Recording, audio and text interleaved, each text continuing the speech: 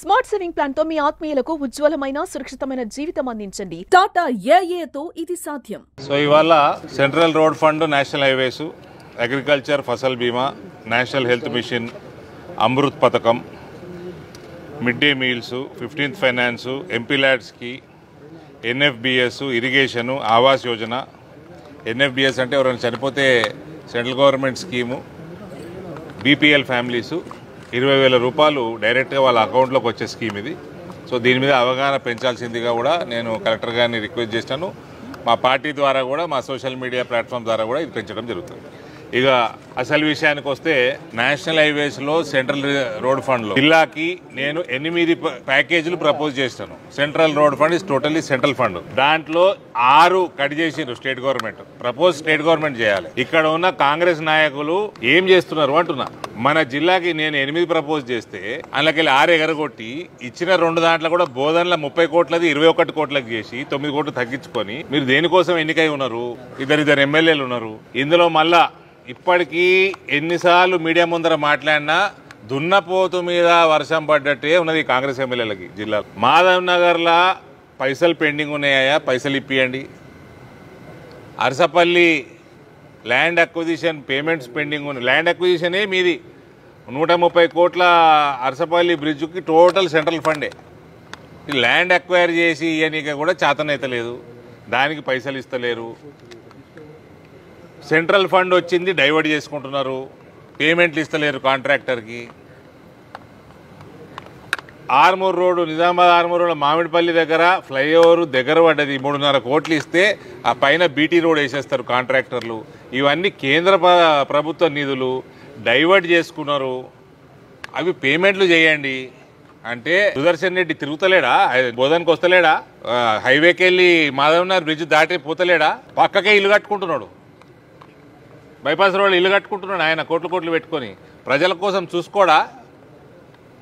భూపతి రెడ్డి గారు ఏం చేస్తున్నారు? ఎన్నిసార్లు యాడ్ చేస్తారు మీకు? అరసపల్లి పైసలన్నీ కేంద్రంవి డైవర్ట్ చేసుకున్నారు. పేమెంట్లు చేయండి ఆ కాంట్రాక్టర్ల కంటే. ఇప్పుడు ఎమ్మెల్యే గారు ఉన్నారు ఈడ. మా జిల్లా పార్టీకి కూడా నేను అడ్వైజ్ చేస్తూ ఉన్నా, రోడ్ ఎక్కువ. Madhavnagar bridge, Arasapalli bridge, Armoor MLA గారు ఇవాళ వేరే ప్రోగ్రాం రాలేదు. ఆయనకు కూడా అప్పీల్ చేస్తున్నా, పార్టీ నుంచి కూడా టోటల్గా ఈ 3 ఫ్లైఓవర్ల దగ్గర ఉద్యమాలు మొదలు పెట్టాలి. ఇది చాలా బలంగా ఉద్యమం చేసి తిడతాము. ఎట్లా పేమెంట్లు ఇయ్యారో కూడా చూస్తాం మేము. అమృత్ పథకం కింద 4 మున్సిపాలిటీలు కింద దాదాపు 400 కోట్ల రూపాయలు 2 ఇయర్స్లో వర్క్లన్నీ కంప్లీట్ కావాలి. సంవత్సరం దాటిపోయింది.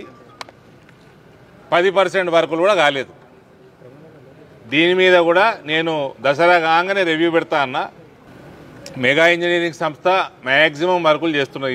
ఈ వర్కులన్నీ వాళ్ళట చెప్తారట, మా దగ్గర లేబర్ లేదంటారట, మెటీరియల్ లేదంటే. మెగా ఇంజనీరింగ్ దగ్గర లేబర్ లేదంటే ఎవరన్నా నమ్ముతారా అండి? మీడియా మిత్రులు మీరు. ఛానళ్ళు ఉన్నాయి వాళ్ళ దగ్గర, పెద్ద పెద్ద టీవీ ఛానళ్ళు. లేబర్ లేదట, మెటీరియల్ లేదట. దాని మీద దసరా కాగానే రివ్యూ పెడతా అన్న. వాళ్ళ కాంట్రాక్టర్కి సంబంధించిన మనుషులు అందరు, రిలవెంట్ ఆఫీసర్లు అందరూ కూడా ఉండాలని చెప్పినాను. ఎంపీ ల్యాడ్స్కి సంబంధించి అనవసరమైన ప్రెషర్ తోటి పనులు ముందర పోనీయకుండా చూస్తూ ఉన్నారు కాంగ్రెస్ వాళ్ళు. ఇది కూడా మంచి పద్ధతి కాదు.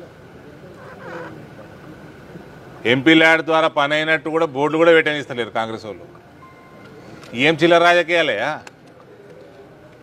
ఓ చిల్లర రోడ్డు చేసిండని, ఇటువంటి పనులు చేసినని ఆయన నిలగొట్టినరు. మీరు కూడా అదే చిల్లరతనానికి ఎందుకు ఎత్తుకుంటున్నారు?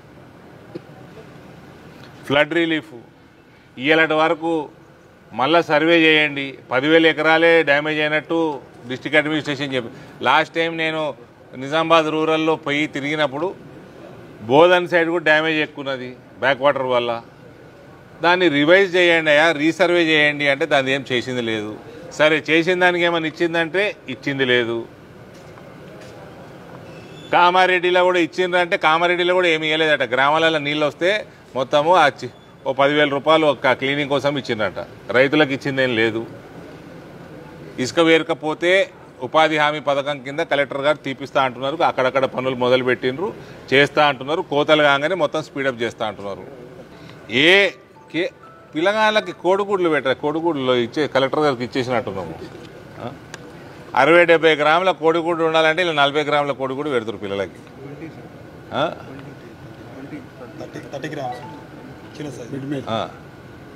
సో సగము సైజు చిన్న గుడ్డు, మిగిలిపోయిన గుడ్లు పోల్ట్రీ ఫామ్లలో తీసుకొచ్చి గన్ల కూడా కరప్షన్ అయినా మీ ప్రభుత్వంలో.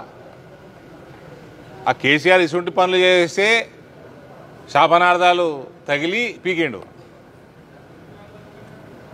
విచ్చలవిడి అయిపోతున్నదా వాళ్ళ పార్టీ. మీరు కూడా అదే దిక్కుమాల పనులు చేస్తే మీ గతి కూడా అట్లనే అవుతుంది. ఇంకా పిల్లగాళ్ళ కోడిగుడ్డు, గర్భిణీల కోడిగుడ్లు వాళ్ళకు పెట్టేది కేంద్రం నుంచి వస్తుంటే అవన్నా చక్కగా పెట్టుకోరా? అందులో కూడా స్కాములు కావాలన్నా మీకు? అవునండి, మీరంతా మీడియా మిత్రులను అడుగుతున్నా, హైదరాబాద్ వేస్తూ ఉంటారు కదా మీరు, మాధవ్ నగర్ ఫ్లైఓవర్ కళ్ళకు కనబడదా మీకు? కనబడుతుంది కదా. ఎమ్మెల్యేలు కళ్ళు బయలు కమ్మినాయా? కాంగ్రెస్ ఎమ్మెల్యేలు రాంగా పోంగా ప్రతిసారి బాధ అవుతూ ఉంటుంది. శాంక్షన్ చేయించినాము, 100% ఫండ్ ఇప్పించినాము, అటు ఆర్మూర్కి నిజామాబాద్ తిరుగుతలేరా? జిల్లాల పెద్ద మనుషులు సీనియర్లు మళ్ళా చెప్తుంటే అర్థమవుతలేదా మీకు? ఒక బ్రిడ్జ్ కాడ 7 కోట్లు పెండింగు, ఓ బ్రిడ్జ్ కాడ 4 కోట్లు పెండింగు, ఇంకో బ్రిడ్జ్ కాడ 3.5 కోట్లు పెండింగు, మళ్ళీ ఇవన్నీ కేంద్ర ప్రభుత్వం నిధులు. ఏమంటే నీకు ఏందా నొప్పి మీకు? నాకు అర్థం కాదు. మీరు ఎట్లా పైసలు ఇస్తలేరు, ఓడిని ఆదుకున్నది లేదు, మన్ను లేదు.